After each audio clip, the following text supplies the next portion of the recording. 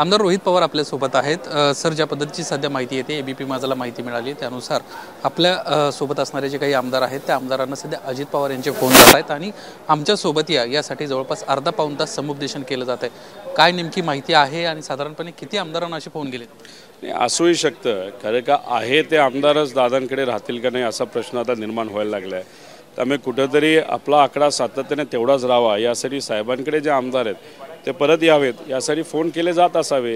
निधी देतो, हे करतो, ते करतो, पण जे आमदार अजितदादांबरोबर आहेत ते कुठल्या कुठल्या कारणांमुळे अजितदादांबरोबर आहे याचासुद्धा व्यक्तिगत लेवलला जाऊन तुम्ही जर आमदारांशी बोलला तर तुम्हाला कळेल की पूर्वीचं एखादं प्रकरण काढतो, तुमच्या पूर्वीची केस आहे ती काढतो, तुला अडचणीत आणतो, तुझ्या भावाला अडचणीत आणतो, अशा पद्धतीची सुद्धा चर्चा कुठेतरी झाली असं काही म्हणलं जातं।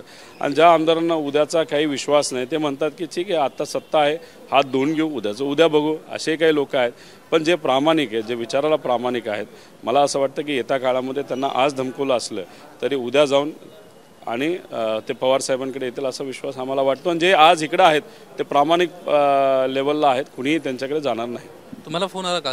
तुम्ही देखील अडचणीत आहे, ईडी सीबीआय सगळ्या केंद्रीय यंत्रणा तुमच्या पाठीशी? अरे ज्या पद्धतीने कुठल्याही कारवाईला आम्ही समोर जातोय, ज्या पद्धतीने लोकांच्या हितासाठी मी या सरकारच्या विरोधात बोलत आहे आणि माझा स्वभाव हा दादांना माहिती ना, मी फार प्रामाणिक आहे, ओपन आहे, बच्चा आहे आणि मग एवढं पारदर्शक स्वभाव असल्यामुळे त्यांना माहिती हा काही आपल्या हाताला लागणार नाही। त्यामुळे माझ्या बाबतीत तरी कुठला प्रयत्न केला नाही आणि करणारही नाही। पण मी साहेबांबरोबर राहून या वयामध्ये सुद्धा साहेबांना ताकद देत विचाराला मनामध्ये ठेवून लोकांच्या हितासाठी या बलाढ्य शक्तीच्या विरोधात, ज्याच्याकडे पैसा आहे, सत्ता आहे, ईडी आहे, ह्या सगळ्यांच्या विरोधात आम्ही सर्वजण लढू। प्रत्येक अधिवेशनामध्ये तुमच्या MIDCचा विषय निघतो आणि प्रत्येक वेळेला बैठक होते, मात्र त्यानंतर काही आउटपुट दिसतंय असं अद्यापपर्यंत दिसलेलं नाही आहे। आज देखील बैठक पार पडते। खरं तर नगरमध्ये एक युवकांचा मेळावा होतो आणि दुसरीकडं ही बैठक पार पडते। काय योगायोग आहे की काही राजकारण आहे? जेव्हा मी अधिवेशनामध्ये MIDCचा मुद्दा मांडतो त्या दुसऱ्या दिवशीच माझे विरोधक राम शिंदे लोकांना दाखवण्यासाठी बैठक लावतात। बैठक पण ती सहजपणे लावत नाहीत, उदय सामंतला ते भेटत नाहीत, तर ते भेटतात देवेंद्र फडणवीसांना आणि त्यांना सांगतात रडत रडत की बाबांनो असं असं रोहित पवारांनी कालच हा मुद्दा अधिवेशनामध्ये घेतला, मला काहीतरी करावं लागेल, एक बैठक लावायला लावा। मग देवेंद्र फडणवीस साहेब उदय सामंतांना सांगतात बैठक लावा, बैठक घेतली जाईल। ज्या पद्धतीने हे सर्व नेते फक्त खुर्च्या गरम करत आहेत, लोकांचं काही यांना पडलेलं नाही, आजसुद्धा या बैठकीमध्ये तेच केलं जाईल। त्याच्याचबरोबर असे एक गोष्ट आम्हाला कळते की नगरमध्ये आता रोजगार मेळावा तिथं घेतला जात आहे, तिथं MIDCचे अधिकारी जाऊ नये आणि तिथं असणारे जे खासदार आहेत, जे विखे आहेत, ते अडचणीत यावेत म्हणून मुद्दामूनच राम शिंदेंनी इथं ही बैठक लावली आहे असंही कुठेतरी कळतं। आता राम शिंदेंना मला एवढंच सांगायचं, भास कर ना आता राजकारण, लोकांचा हिताचा कधीतरी विचार करा का सारखं सारखं दिवस रात्र फक्त राजकारण तुम्ही करता, नेता बनण्याचा प्रयत्न करता आणि गरिबाच्या हिताचा कधीतरी निर्णय घेतला पाहिजे। तुम्हाला क्रेडिट पाहिजे ना, क्रेडिट घ्या, मी द्यायला तयार आहे, पण निर्णय तरी घ्या। तिथं लोक आता भावनिक व्हायला लागले, त्यांना MIDCची अपेक्षा आहे, त्यांना झाली असं MIDC व्हावी असं वाटतं। 1000 एकराच्या पुढची MIDC करून घ्यायची असेल तर मी जे काय 90% अख्खी प्रक्रिया संपवलेली आहे त्याच्यावर शिक्का राम शिंदेचा लावा, पण MIDC येणं महत्त्वाचं आहे। उगाच हे जे लोकल लेवलचं राजकारण तुम्ही जे करताय राम शिंदे, बास करा। लोक आणि आम्ही सगळे आता ह्याला कंटाळलेलो आहे, तुम्ही तुमची लायकी दाखवत असता पण त्याचा फटका हा गरिबाच्या भवितव्याला बसत आहे, याचा एक गोष्ट याद राखा। महाविकास आघाडीच्या जागा वाटपांची बैठक जवळपास आज अंतिम होईल आणि या बैठकीमध्ये साधारणतः कोणत्या पक्षाला कोणत्या जागा असतील हे फायनल होणार आहे। तर दुसरीकडे वंचित बहुजन आघाडी आज पक्षामध्ये येईल सोबत की ते माघार घेतील याची अद्याप शाश्वती पाहायला मिळत नाही, कारण सातत्यानं त्यांच्याकडून ज्या पद्धतीची वक्तव्य येत आहेत आणि सातत्यानं महाविकास आघाडीवर टीका। प्रकाश आंबेडकर साहेब मोठे नेते आहेत, नेहमी संविधानाच्या बाजूली लोकशाही टिकावी यासाठी ते BJPच्या विरोधात लढलेले आहेत।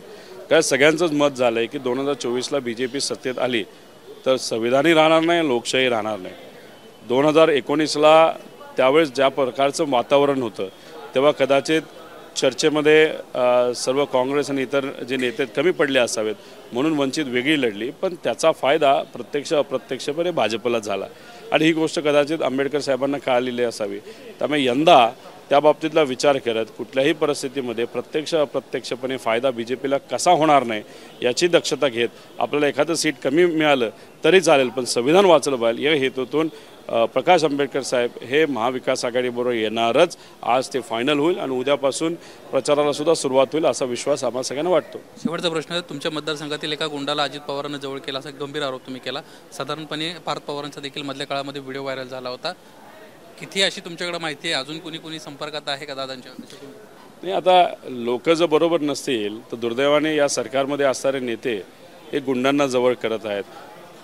आपण जर पुण्यामध्ये बघितलं तर गुंडागर्दी मोठ्या प्रमाणात वाढलेली आहेत.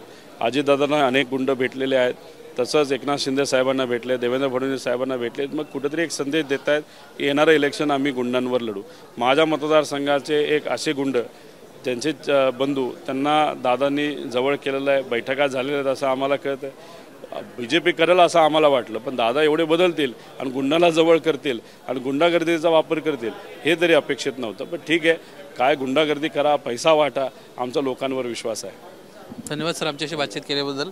कुठेतरी गुंडांना जवळ करून राजकारण करण्याचा प्रयत्न अजित पवार करतायत असा गंभीर आरोप रोहित पवारांनी केला आहे. कॅमेरामन गजानन बापूरकर, निलेश बुदावले, ABP माझा, मुंबई.